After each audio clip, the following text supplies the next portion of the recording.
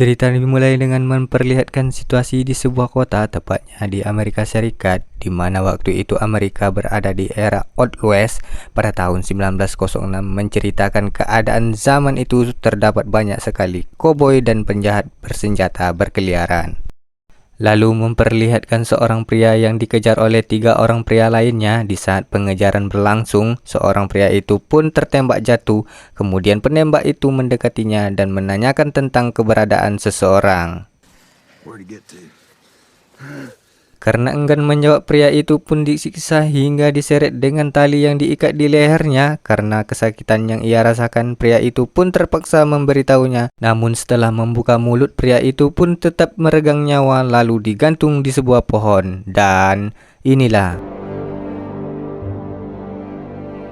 Lalu di wilayah Oklahoma hiduplah seorang pak tua bernama William Henry McCarty dan satu anak laki-lakinya bernama Wyatt, sedangkan istrinya Mary sudah meninggal dunia yang dikuburkan di dekat-dekat rumahnya. Keseharian mereka bekerja sebagai petani biasa yang pada saat itu mereka berdua dibantu kakak iparnya bernama Al, mulai dari mengurus ladang sampai memberi makan ternaknya. Seperti anak muda pada umumnya yang dipenuhi rasa ingin tahu, lalu Wyatt pun menanyakan mengapa mereka tinggal jauh dari keramaian dengan kegiatan yang sama setiap harinya. Lalu Henry pun beralasan karena peraturan pemerintah saat ini mengizinkan seseorang memiliki hak kepemilikan tanah secara legal jika telah menghuni tanah itu selama 1 tahun. Tak lama setelah itu, Pak Tua Henry pun melihat kuda putih yang ada bercak darah di atas tempat duduk kudanya. Pak Tua Henry pun berprasangka kalau pemilik atau penunggang kuda tersebut habis ditembak lalu terbunuh. Dan Pak Tua Henry meminta Wyatt anaknya untuk mengamankan kudanya, sedangkan ia mencari penunggangnya tanpa menemukan apa-apa. Ia pun menunggangi kudanya untuk memperluas pencariannya. Sampai di suatu tempat, ia pun menemukan seorang pria yang terkapar dengan luka tembak di tubuhnya. Ia juga menemukan sebuah pistol tergeletak dan sebuah tas yang berisi banyak sekali uang. Lalu firasatnya mengatakan bahwa ada masalah yang cukup besar menimpa orang itu dan memilih untuk tidak ikut campur dan akan meninggalkannya. Tapi dengan rasa kemanusiaan yang ada pada diri Pak Tua Henry lah, lalu ia pun memilih menolongnya kalau sembarang kemungkinan masih bisa diselamatkan. Tak lupa ia juga mengamankan pistol dan uang milik pria tersebut, juga menghilangkan jejak-jejak di TKP supaya terhindar dari curiga orang-orang yang lewat nantinya. Di rumahnya, Pak Tua mencoba untuk merawat luka pria itu sambil dibantu anaknya. Wyatt pun berpikiran bahwa pria itu seorang buronan, lalu Pak Tua memilih untuk menyembuhkannya terlebih dahulu dan akan bertanya setelah nantinya ketika pria itu siuman. Dan ketika Pak Tua Henry ingin menyembunyikan uang dan pistol milik pria itu, Wyatt anaknya pun melihat dari celah pintu dan mulai mencurigainya.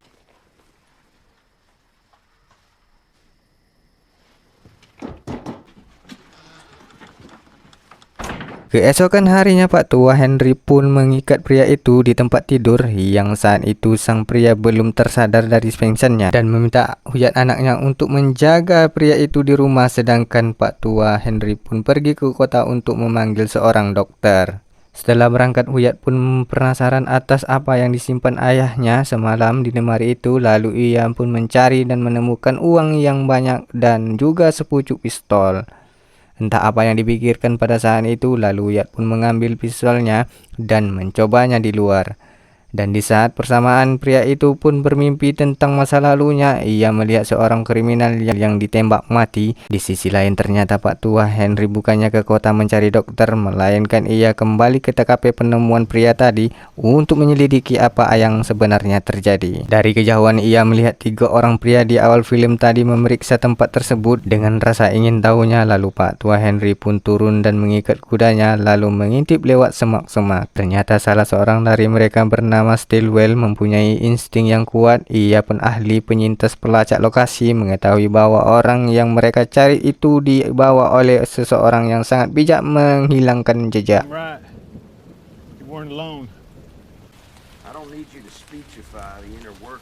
Tak lama Stilwell juga mendengar suara di sela semak-semak mulai mendekati perlahan-lahan bersama kecam, dan inilah yang terjadi.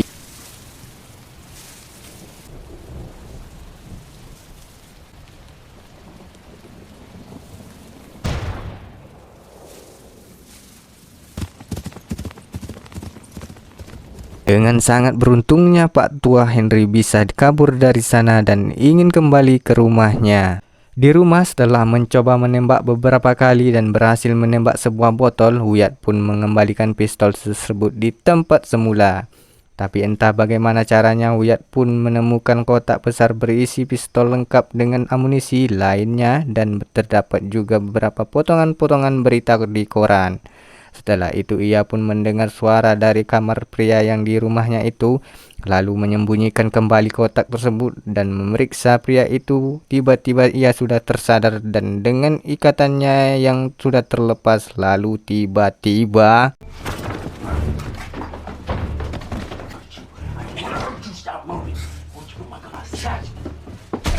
untungnya Pak Tua Henry datang di saat yang tepat, lalu menonjok pria itu berkali-kali sampai pingsan dan mengikatnya kembali di kursi, lalu membangunkan paksa dirinya. Juga ia akan mengeluarkan peluru di badannya menggunakan pisau sambil menanyakan siapakah dirinya. Di tengah teriakannya yang tidak kuat menahan pisau, pria ini pun mengaku dirinya seorang sheriff, tapi ia tidak menjawab soal uang yang ia bawa dan meminta Pak Tua Henry agar cepat melepaskannya jika masih ingin selamat. Lah, nggak tahu dia ini filmnya Pak Tua, pakai ngancam pula. Huhuy. Lalu peluru pun berhasil dikeluarkan dan Pak Tua Henry pun memberikan jamuan penahan rasa sakit.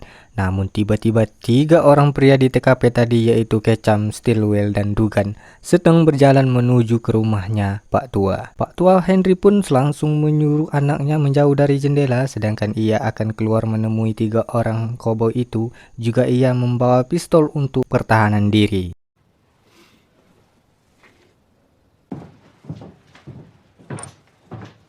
Sampainya di rumah Pak Tua Henry, Ketchum pun mengakui ia seorang sheriff dari Wood County yang sedang mencari buronan kelas kakap yang bernama Carey. Jelas Pak Tua pun enggan menjawabnya karena ia belum tahu keadaan sebenar-benarnya terjadi dan mengaku tinggal sendirian di rumah itu, sedangkan istrinya Mary telah meninggal 10 tahun yang lalu. Karena melihat nama McCarthy di nisan istrinya, Ketchum pun bertanya apakah Pak Tua Henry ada hubungannya dengan seseorang kriminal ternama zaman dulu dari Arizona yang juga bernama akhir dengan McCarthy. Lalu Pak Tua pun menegaskan ia hanya hidup sebatang kara sedangkan kerabatnya telah meninggal dunia. Sebelum pergi dari sana, Ketchum pun mengingatkan Pak Tua Henry agar berhati-hati karena buronan bernama Carey sangat berbahaya. Karena melihat peluru di pistolnya yang sudah kosong, Pak Tua pun tahu anaknya Wyatt telah melancang mencoba pistol tanpa izin. Pak Tua pun tidak ingin anak satu-satunya memegang sebuah senjata, bahkan pisau sekalipun. Saking marahnya Pak Tua itu pun menampar anaknya berkali-kali. Wyatt merasa geram karena dilarang-larang pun memaki ayahnya yang hanya seorang pria tua yang tidak bisa dibanggakan. Setelah itu, karena sudah mengetahui nama pria itu, Carey mengatakan bahwa Ketchum dan kawanannya adalah perampok yang merampok sebuah kereta. Saat itu Carey dan temannya sempat mengejar dan membunuh 2 orang dari komplotannya. Namun keadaan berbalik, temannya Ken terbunuh seperti di awal film. Lalu Carey merampas tas yang berisi uang dari mereka dan berusaha kabur secepat-cepatnya dan sempat tertembak di dadanya sampai akhirnya ia ditemukan terkapar di TKP. Pak Tua Henry menemukannya. Di lain tempat, Ketchum dan kawan-kawan sebenarnya sudah mengetahui jika Carey ada di dalam rumah Pak Tua itu. Ketchum bisa saja langsung menembak Pak Tua itu, tapi tidak yakin Pak Tua Henry itu seorang petani biasa karena cara memegang senjatanya terlihat sangat profesional. Malam itu pun Dugan diperintahkan untuk mengintai rumah Pak Tua, sedangkan Ketchum dan Stillwell pergi menyewa senjata sekalian mencari info tentang Pak Tua Henry ke saudara iparnya, yaitu Pak Petani Al.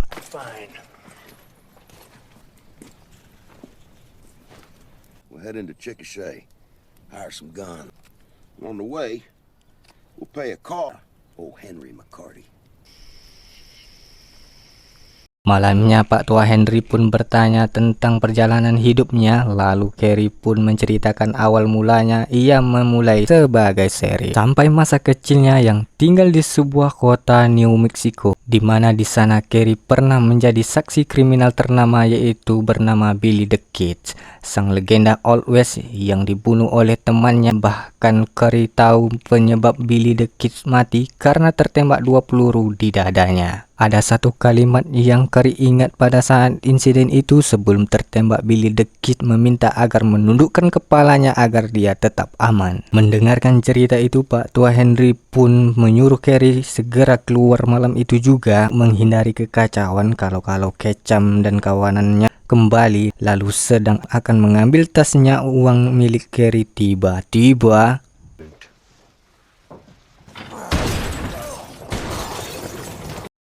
ternyata mereka ditembak oleh Dugan. Dengan tangannya Wyatt anaknya terkena peluru, sedangkan Carrie pingsan karena disebabkan lukanya belum begitu sembuh. Sampai akhirnya insting Pak Tua Henry muncul jika Dugan sedang bersembunyi di bawah lantai rumah dan bersiap-siap untuk menembak. Dengan cerdasnya Pak Tua pun melemparkan sebuah buku untuk mengetahui posisi Dugan dan mengambil senjata shotgunnya lalu keluar rumah untuk berburu Dugan. Dengan tanpa ada rasa panik sedikit pun.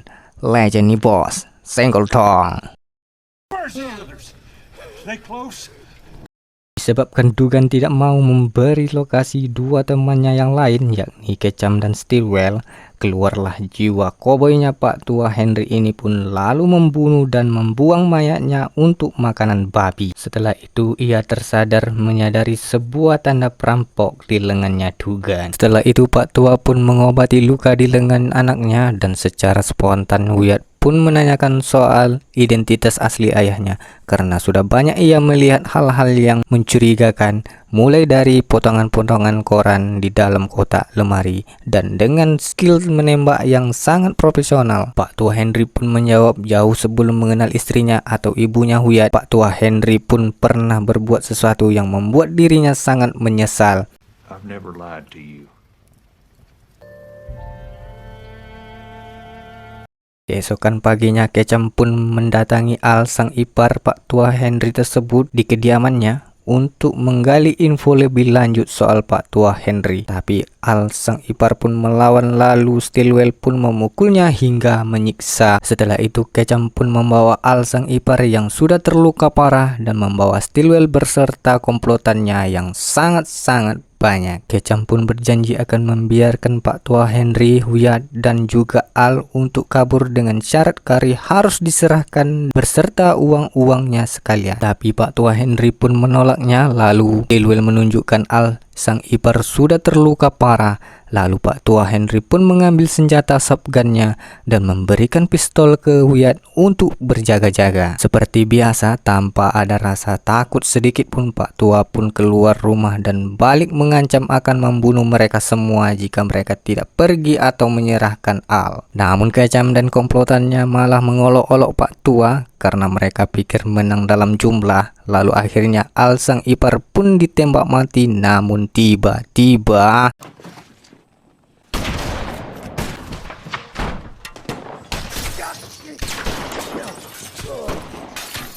seketika tenang dari luar, suara Ketchum pun terdengar dan menjelaskan bahwa ia membunuh Al adalah sebagai balasan yang impas atas kematian Dugan. Dan juga Pak Tua Henry pun menyalahkan tindakan anaknya lalu menyuruhnya untuk tetap menundukkan kepalanya agar tetap aman. Mendengar perkataan itu, Carrie pun teringat dengan Billy the Kid yang pernah mengatakan hal yang sama pada dirinya pada saat waktu kecil. Itu artinya adalah sang legenda yang bernama William Henry Bonney masih hidup hingga sekarang dengan berganti nama dengan William Henry McCarthy. Untuk penyamaran rahasianya, ia mengganti nama Bonney yang diganti dengan nama belakang istrinya yaitu McCarthy. Dengan sangat gagahnya ia pun keluar menghadapi komplotan Ketchum menggunakan senjata lamanya dari sebuah kotak lengkap dengan topi koboynya dan menembak dengan skill dan kecepatan maksimum.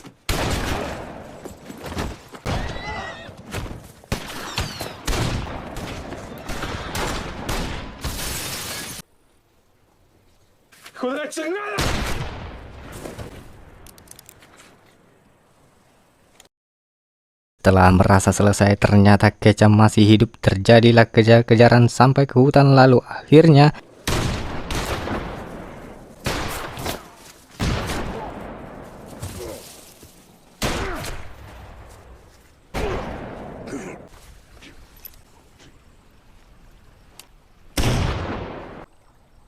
berhasil menghabisi para semua komplotan. Pak Tua pun kembali ke rumah, lalu menyuruh anaknya Wiyat mengambil air untuk Keri yang terluka, dan Pak Tua pun akan memanggil dokter untuk menyembuhkan lukanya. Akan tetapi ketika Pak Tua Henry menyobek lengan baju untuk mengikat pendarahan, di lengannya terlihat tanda perampok yang sama seperti yang ada di lengan si Dugan. Sekali lagi tiba-tiba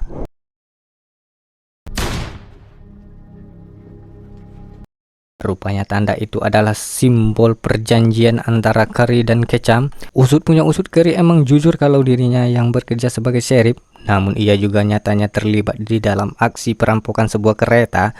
Namun karena kubu dari Kecam akan membunuh Keri dan kawannya bernama Ken, mereka pun saling tembak. Uang pun dibawa kabur oleh Keri dan berakhir seperti di awal film tadi. Terjawab sudah semuanya di sini.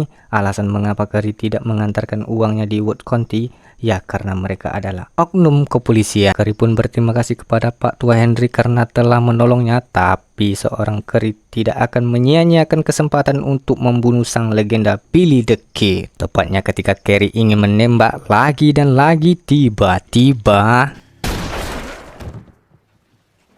karena beberapa peluru yang terbenam di dalam tubuhnya membuat sang legenda Pak Tua Henry semakin melemah. Ia berpesan kepada anaknya, setelah berita kematiannya tersebar luas, lambat atau cepatnya si anak akan mendengar rumor tentang ayahnya tersebut. Lanjutnya, Pak Tua pun bersyukur telah memiliki Wiyat sebagai anak yang menemaninya hingga akhir hayat hidupnya, dan juga berharap Wiyat akan menemukan jalan hidupnya sendiri sampai akhirnya William Henry Bonney atau sang legenda Billy the Kid menghembuskan napas terakhirnya. Pukul atas kematian sang ayah dan menguburnya di dekat pusara ibunya. Setelah itu Wiyat pun mengamasi barang-barangnya, pergi meninggalkan rumah dan siap untuk menghadapi dunia yang sebenarnya. Tamat.